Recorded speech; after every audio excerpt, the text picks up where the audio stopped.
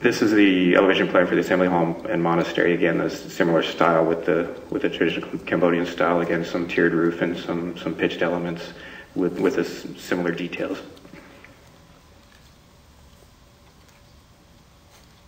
Okay, on to the issues here. The first one would be parking.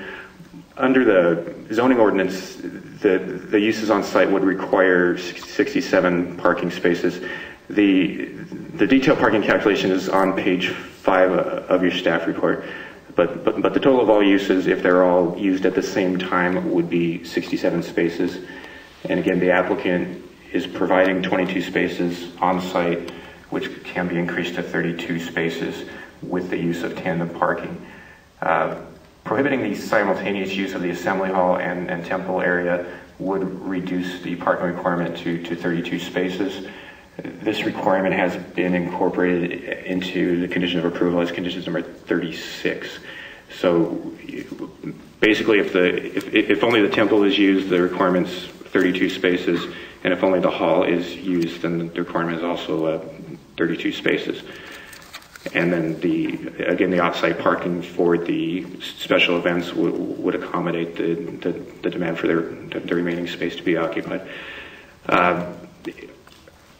The City Council adopted some new requirements relating to parking for churches, which basically granted the authority to grant relief from the parking standards if we could come up with a reasonable parking plan.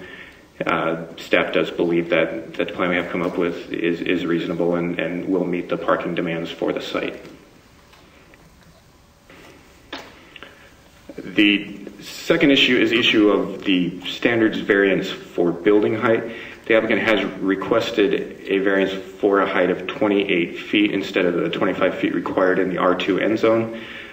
Staff believes that the unique style of the building, which again uses the steep roof elements and develops the building in a traditional Cambodian style, is appropriate for the site. The portion of the building that exceeds the height limit is a sort of pointed spire element. It's not floor area, it's not any building area, but it is an architectural feature that staff feels is important for the look of the site and the overall character of the development. So we feel that is a unique situation, and we can support the variance request for building height.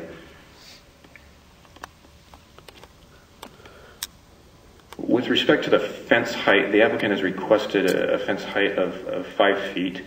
There is an existing fence out there that is 5 feet high. The issue with that is, number one, that it is over height, and number two, it is located 2 feet into the public right-of-way on the sidewalk abutting 20th Street. Staff does not believe that there is a unique situation to support the variance for the fence height, and is recommending that the applicant move the fence back onto private property and reduce the height from 5 feet to 4 feet.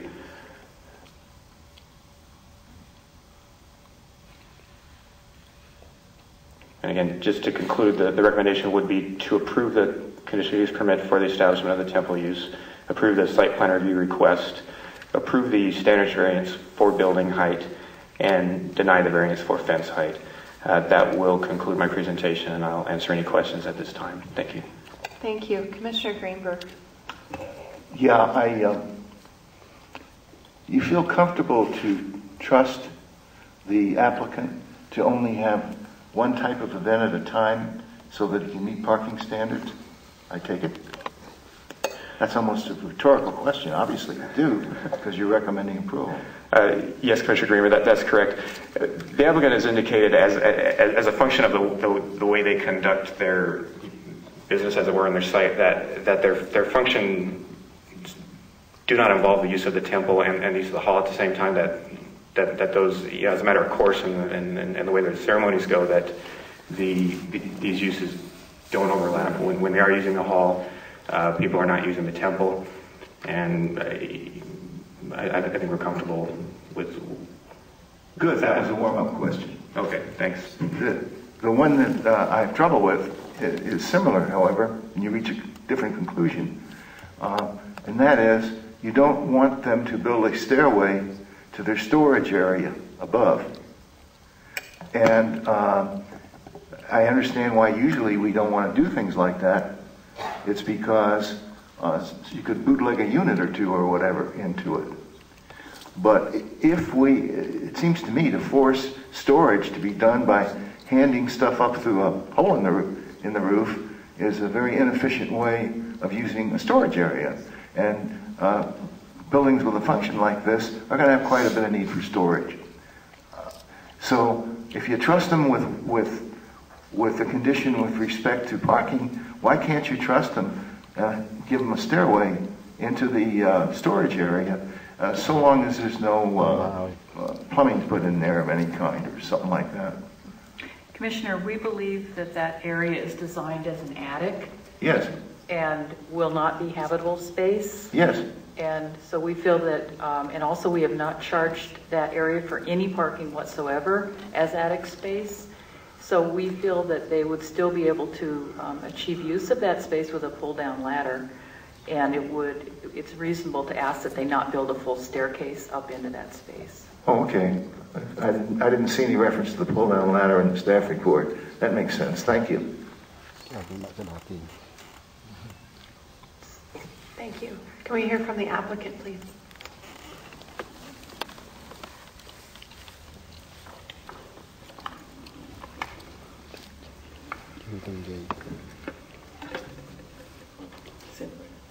Good evening, ladies and gentlemen of the Commissioner. My name is Sawon Pope. Yes, the issue is the parking again. So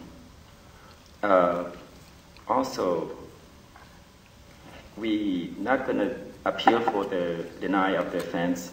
We're going to remove it. And also the storage attic on the top, on the top of the prayer hall, because we've been asking for so many variants already. So, and the planning approval of that. And there's one more appeal that I would like to make on this note on condition number 38, that we can only celebrate on the weekend because of the parking issues.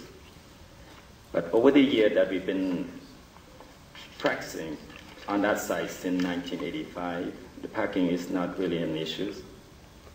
And the traffic at the time we open at 7:30 or 8 o'clock, but the congestion start probably 9 o'clock to 11.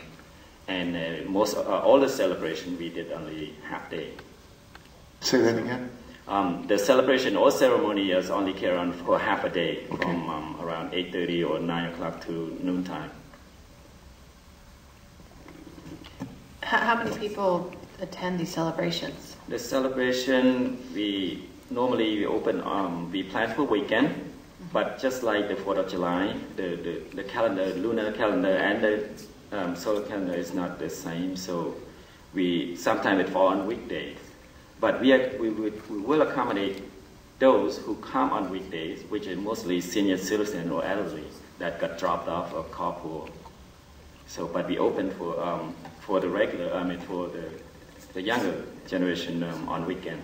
We plan for weekend, but those elderly, they will show up on the weekday, on the exact day that the ceremony takes place, according to lunar calendar. Okay, Commissioner Durnan has a question. How many people will be living there on a permanent basis?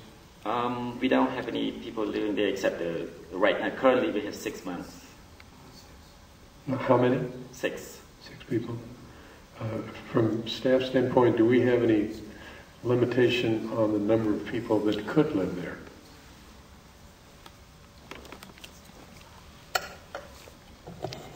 The space is limited to, I believe, 6 bedrooms with 1 bed per bedroom.